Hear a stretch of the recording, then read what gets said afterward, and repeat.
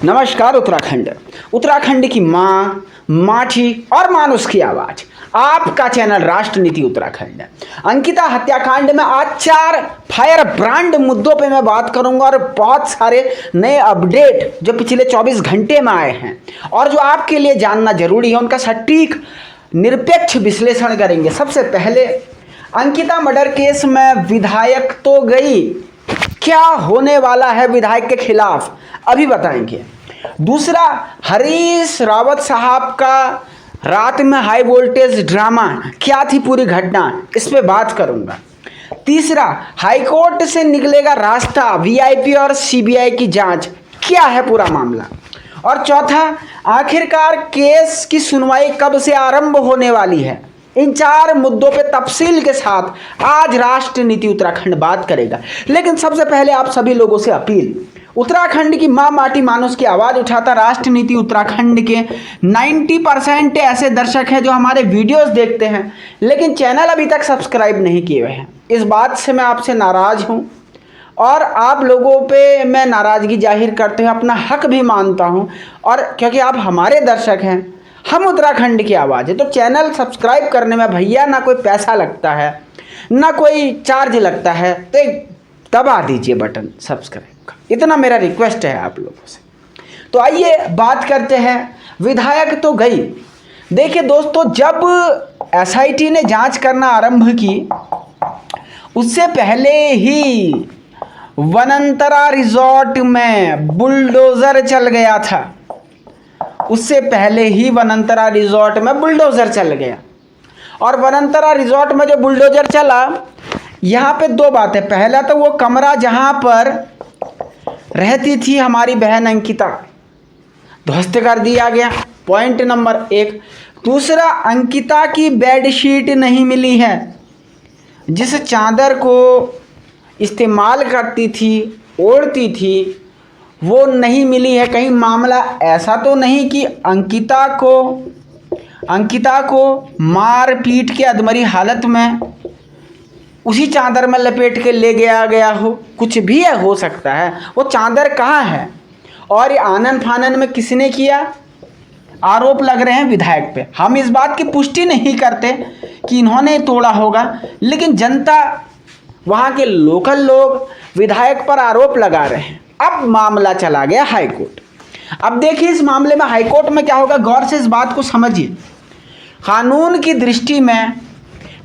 दृष्टि में जितना बड़ा गुनहगार अपराध करने वाला होता है, उतना ही बड़े गुनहगार पुलिस को गुमराह करने वाला होता है और सबूत नष्ट करने वाला होता है। आईपीसी की धारा 200 में इसका वर्णन दिया गया हुआ है। 200, 201, 190 से लेकर के 204-5 तक विभिन्न प्रकार के सबूतों को नष्ट करना या सबूत संबंधी प्रावधान दिए गए हैं।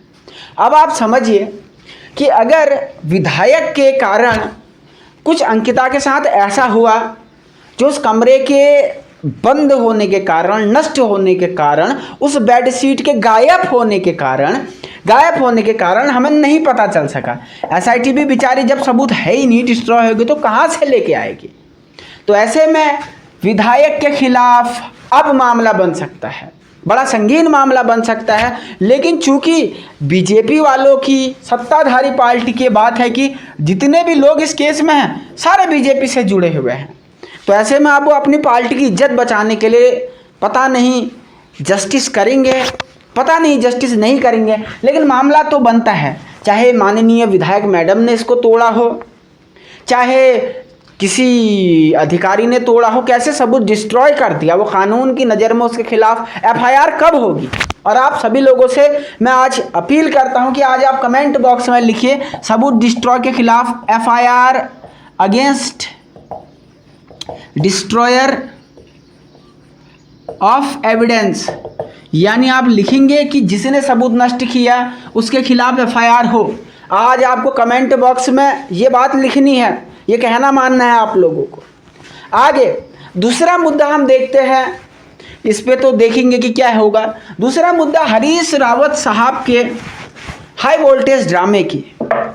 हालांकि इस अंकिता बहन की इंसाफ की जंग में सभी लोग मिलकर प्रतिभाग करें, एक दूसरे के सपोर्ट करें, इसमें कोई दिक्कत की बात नहीं है। लेकिन कांग्रेस पार्टी को इसमें अपनी राजनीति सूझ रही है, जबकि ऐसा होना नहीं चाहिए था। लेकिन अगर राजनीति नहीं हो तो जो भी व्यक्ति इस जंग में आना चाहता है उसका स्वागत है।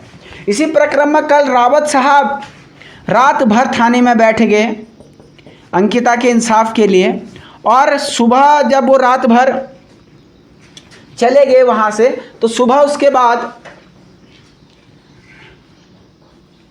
रावत साहब ने योगा किया। सुबह उसके बाद रावत साहब ने उठ करके, सबसे पहले उठ करके आज रावत साहब ने योगा किया सुबह उठ करके।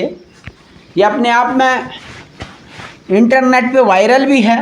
अब ये देखना है कि कितना राजनीति के लिए वो कर रहे हैं, कितना रियलिटी में वो अंकिता के साथ खड़े हैं। तीसरा मुद्दा, हाईकोर्ट में जब मामला पहुंचा है, हाईकोर्ट के बारे में हमने कल भी डिस्कस की थी कि हाईकोर्ट ने केस डायरी मंगा दी है और आने वाले दिनों में ये बात तय मानी जा रही है, आने वाले दिनों में ये बात तय मानी जा रही है कि हाईकोर्ट हो सकता है सीबीआई जांच की और बात कह दे, वीआईपी का नाम पब्लिक करने को कह दे, और भी जिसने सबूत डिस्ट्रॉय करा है उसके खिलाफ एफआईआर करने की बात कर दे। तो ये 3 परिणाम निकल सकते हैं, क्योंकि ये पीआईएल का पार्ट है। मैं बड़ी बात आपको बता रहा हूँ कि हाईकोर्ट में सीबीआई को लेकर के, वीआईपी के नाम को लेकर के और जिसने सबूत डिस्ट्रॉय किए उसके खिलाफ एफआईआर को लेकर के बातचीत हो सकती है। ये एक बहुत बड़ा मसला है, बहुत बड़ा मसला है। इसके बाद आज के अंतिम पॉइंट पे मैं बात करूंगा, सबसे अंतिम पॉइंट पे मैं बात करूंगा कि केस कब शुरू होगा। ये सब लोग जानना चाहते हैं कि जजमेंट डे कब आएगा, कौन सी वो डेट होगी, कौन सी वो डेट होगी जब पुलकित को सज़ा हो जाएगी। लेकिन सज़ा होने से पहले इस केस को शुरू होना आवश्यक है।